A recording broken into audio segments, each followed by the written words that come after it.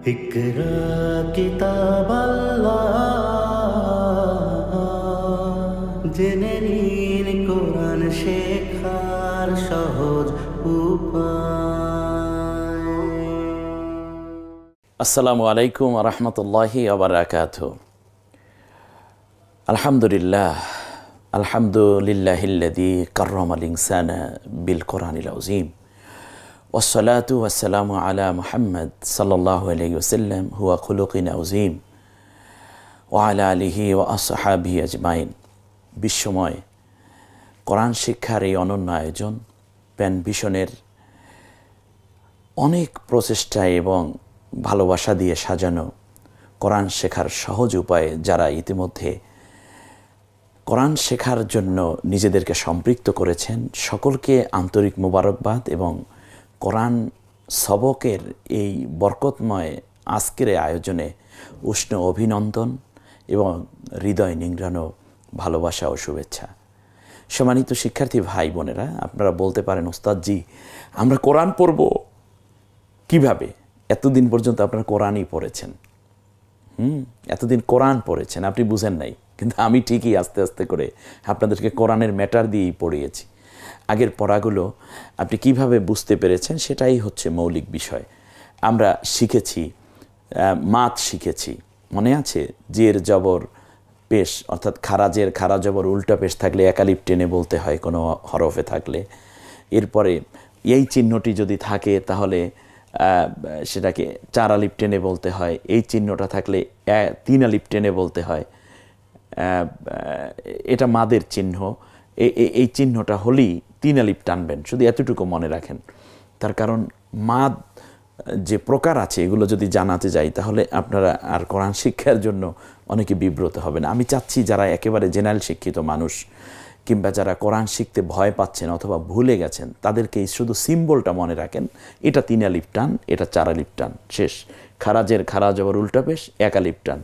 আর শিখেছেন জবরের বাম পাশে খালি আলিফ হলে 1 আলিপ টেনে বলতে হয়। আমরা স্ক্রিনে 2-3টা উদাহরণ দেখতে পাচ্ছি।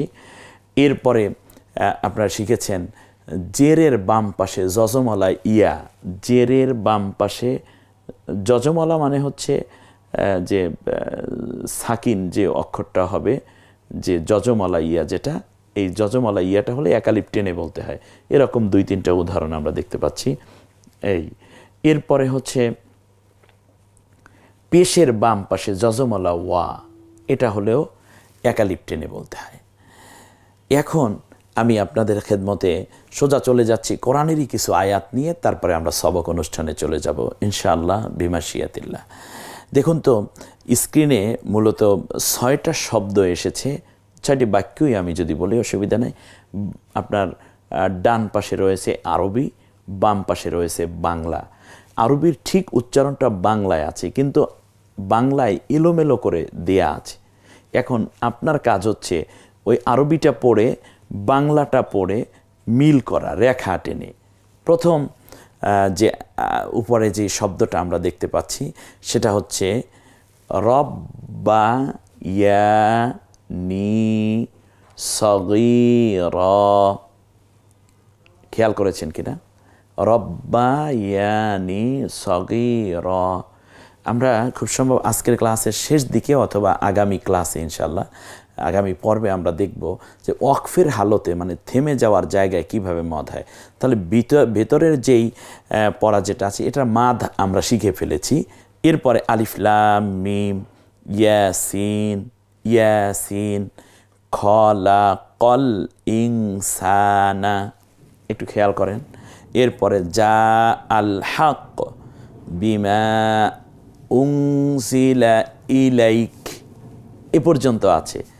এবার আপনি একটু এ পাশটাও মিলান, এ পাশটাও মানে বাংলার সাথে আরবির একটু মিল করে রেখা টেনে নেন। এরপরই আমরা হয়তোবা 1-2 মিনিটের মধ্যেই কোরআনের সবক অনুষ্ঠানে চলে যাব। তার আগে ছোট্ট একটু প্র্যাকটিস করিয়ে নিলাম, মাঠের মধ্যে প্র্যাকটিস করিয়ে নিচ্ছি যাতে করে রাস্তাটায় ভালো চলতে পারেন। এই মানে একেবারে শেষ ঝালাইটুকু আমরা করার চেষ্টা করছি।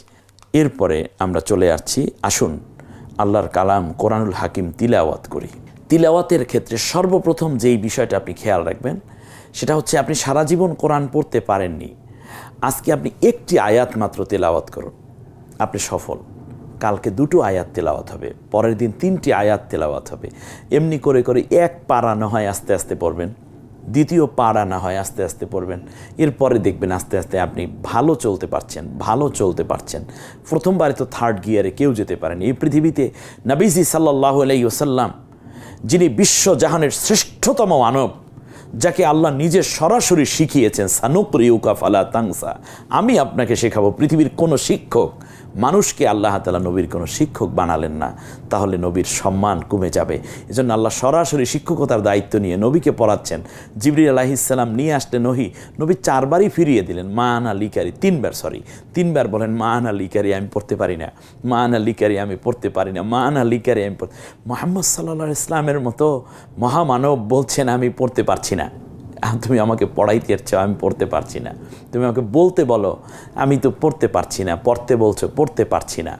ইকরা, তুমি পড়ো। নবী বলছেন না, আমি পড়তে পারি না বলতে। আপনি তো 3000 বারও ফিরিয়ে দেওয়ার কথা, তারপরেও বলবো আপনি পড়তে পারবেন। যেমন জিবরিল আলাইহিস সালাম, রাসূল সাল্লাল্লাহু আলাইহি ওয়াসাল্লাম পড়তে পারি না বলার পরে জিবরিল ফিরে যায়নি। আমিও কিন্তু আপনাকে না শিখিয়ে ফিরে যাব না। তবে জিবরিল আলাইহিস সালামের কথা শুনে রাসূল হেরা পাহাড়ের গুহা থেকে বেরোয় দৌড় দেয় নাই। আপনি এখানেই বসুন, আপনার কম্পিউটার, আপনার ল্যাপটপ, আপনার মোবাইলের মধ্যে একের পর এক চমৎকার করে পর্বগুলো সাজানো আছে। আমরা কত সমৃদ্ধ করার চেষ্টা করেছি, এবং এখানেই কোরআন সবক পর্যন্তই, কোরআন শেষ না কিন্তু। আমি আপনাদের সাথেই থাকবো ইনশাআল্লাহ। দোয়া করবেন, আর আপনি শুধুমাত্র নিয়ত করুন আমি কোরআন পড়ব, আপনি দেখবেন কোরআন পড়তে পারবেন। এটাই হচ্ছে সাফল্য আপনার জীবনের জন্য। অতএব নবীজি সাল্লাল্লাহু আলাইহি ওয়াসাল্লাম 3 বার বলেছেন আমি পড়তে পারবো না, তাহলে আপনি তো অবশ্যই পারবেন না বলবেন প্রথমে, কিন্তু আপনাকে পারতেই হবে। আর এটা পারার মাধ্যমে আপনার সাফল্য, আপনি নবীজি সাল্লাল্লাহু আলাইহি ওয়াসাল্লামের উম্মত হিসেবে আজকে প্রতিষ্ঠা করতে যাচ্ছেন। আমরা সোজা চলে যাচ্ছি ইয়াসিন। আমরা একটু প্রথমে পড়ে নেই। আউযু বিল্লাহি মিনাশ শাইতানির রাজীম। আমার সাথে সবাই পড়েন। বিসমিল্লাহির রহমানির রহিম। রব্বি জিদনি ইলমা। এবার আমরা চলে যাচ্ছি সোজা স্ক্রিনে যে লেখাটুকু আমরা দিয়েছি আজকে সেই পড়াটুকুতে। মাশাআল্লাহ, প্রথমে দেখতে পাচ্ছেন ইয়া এবং সিন। প্রথমেই যেই চিন্তাটা করবেন সেটা হচ্ছে আপনি দেখবেন যে আপনি হরফগুলো চিনেন কিনা, অক্ষরগুলো চিনেন কিনা। প্রথমটা যে ইয়া, নিচে 2 নোক্তা, এটা চিনেন কিনা, সিনটা চিনেন কিনা। ইয়ার উপরে জবর দেয়া আছে, ইয়া এবং খাড়া জবর। আপনি বলেন ইয়া, বাস। যেহেতু এটা খাড়া জবর, এজন্য একালিপ টেনে বলুন ইয়া। সিন বলবেন, তার কারণ হচ্ছে সিনে কোনো হরকত নাই, এজন্য পূর্ণ হরকতটাই বলতে হবে। এগুলোকে বলে হরুফে মুকাত্তাআত। কিছু সূরার প্রথমে, কোরআনের কিছু সূরার প্রথমে আপনারা এরকম শুধু হরফ দেখতে পাবেন, এগুলোকে বলে বিচ্ছিন্ন হরফ বলে। তখন হরফটা পুরো উচ্চারণ করবেন এভাবেই। আমরা যেমন কফ, নুন, আলিফ লাম মিম, আলিফ লাম র, তোয়াহা, এরকম কিছু শব্দ আমরা পাবো। নুন, এই শব্দগুলো আমরা মানে হরফগুলো পুরো উচ্চারণ করব। তাই সিন বলবো, সিনে কয় আলিফ টানবো? 4 আলিফ। ইয়াসিন। মাশাআল্লাহ, আমার সাথে একবার চেষ্টা করুন। এবার আপনি বলুন আবার। এরপরে হচ্ছে ওয়া। ওয়ার উপর জবর দিয়ে ওয়া, আলিফে কিছু নাই। ল, শুধু ল বলবো কারণ লতে জজম দেয়া। ওয়া আর ল মিলে হয় ওয়াল। এরপর হলো ককে দেয়া আছে রস্যুকার কু, তারপর শুধু র, রটাকে আমরা মিলিয়ে নেই, কুর সাথে র মিলাই, কি হবে? কুর। ওয়াকে খাড়া জবর দেয়া আছে, তাহলে আমরা বলবো আ, কুর আ। তারপর নুনের একক ন, নকে জের দেয়া আছে মানে রস্যিকার হবে নি। ওয়াল কুরআনি। নির পরে আলিফ আছে, লাম আছে। আলিফে আপাতত কিছু নাই, আমারও কোনো চিন্তা নাই। নি থেকে সোজা চলে যাব লয়ের কাছে। নি আর ল মিলে কি হয় একটু ভাবুন তো। এ নি আর ল, বাংলা পড়ে আসছি বাম দিক থেকে, আপনি আরবিটা ডানের থেকে নিয়ে নেন। নীল, হকে আকার দেন, হ্যাঁ, এ হাটা কি গলায় ছেড়ে দিয়ে না চাপ দিয়ে?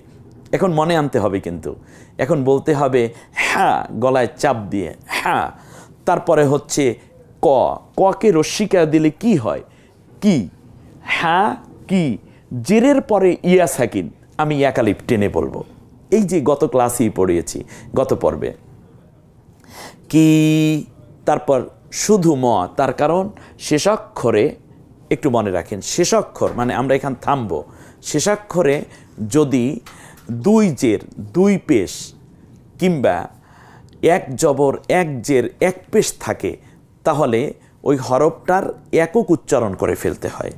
কিন্তু যদি শেষাক্ষরে এরকম হয়, যেখানে আমি থামবো, যে সাথে আলিফ আছে হরফটার এবং দুইটা জবর আছে, তাহলে এক জবর এক আলিফ টেনে বলতে হয়। এর উপর আমি আগামী 33তম ক্লাসে আপনাদেরকে ব্রিফ করব ইনশাআল্লাহ। এবারে আমরা চলে আসছি হাকিম। হাকিম, এখানে এক আলিফ টানার জায়গায় আমরা ইচ্ছে করলে যেহেতু থামবো, 3 আলিফ পর্যন্ত টানার অপশন আছে। এবারে খেয়াল করি, প্রথম যে উপরের প্রথম, দ্বিতীয় যে আয়াতটা, প্রথমটা তো ইয়াসিন, একটু পড়ুন না আমার সাথে। ইয়াসিন,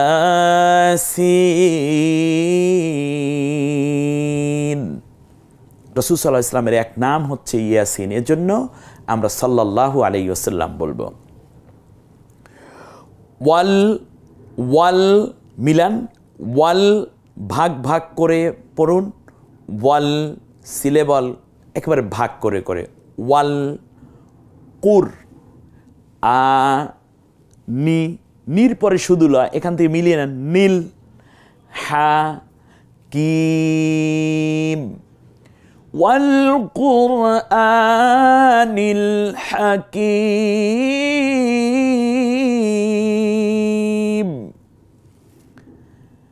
দ্বিতীয় লাইন, হরফের নিচে জের, আলিফের নিচে জের, জের দিলে ই হয়ে যায়, ই। তারপর হলো নুনের ন, একবার জজমের মতো পড়ুন, ইন, নকে আবার আকার দিন, না, তাসদিদ যেহেতু, ইন্না, ইন্না। এখন ইন্না যে বলছে, এখানে গুণ্য হবে আবার, কারণ দুইটা হরফ যার উপর তাসদিদ দিলে গুণ্য হয়। আমরা যখন তিলাওয়াতের ক্লাসে যাব, প্যানভিশনের সাথে থাকুন, দেখবেন প্রত্যেকটা জায়গায় আমি টাচ করে করে ধরিয়ে ধরিয়ে আগের কথাগুলো মনে করিয়ে দেব। আপনারা যাবেন না, ইনশাল্লাহ কোরআন শিখতে পারবেন, আপনার জীবনের শ্রেষ্ঠ আকাঙ্ক্ষাটি পূর্ণ হতে যাচ্ছে। ইন্না, ইন্না, ইন্না, নুনের উপর তাসদিদ আবার জবর। তাহলে প্রথমে আসুন ইন, জজমের মতো, তারপর নকে আবার আকার দিন, না, তারপর কাপের একক ক, ককে আবার আকার মানে জবর দেয়া আছে, কা, ইন্নাকা।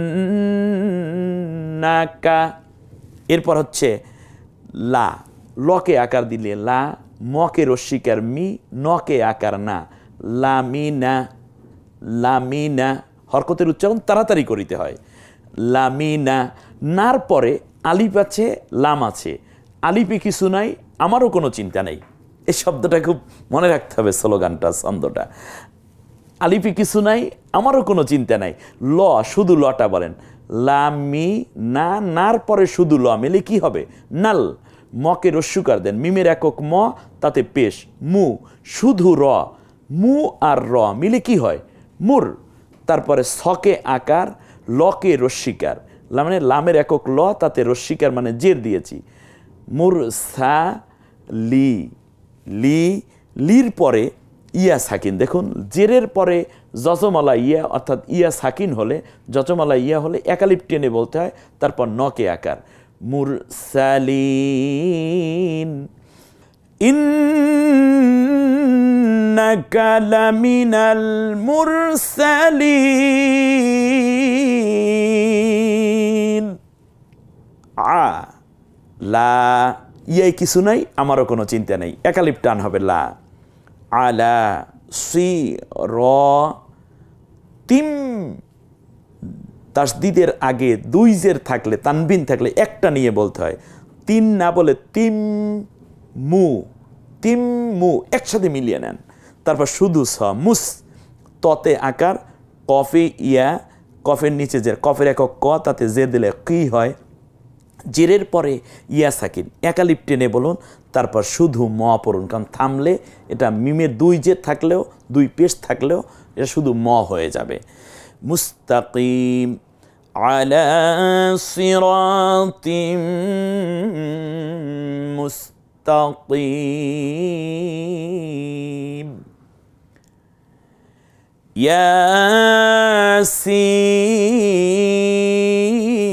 ইয়াসিন ওয়াল কুরআনিল হাকীম ইন্নাকা লামিনাল মুরসালিন আলা সিরাতিম মুস্তাকিম।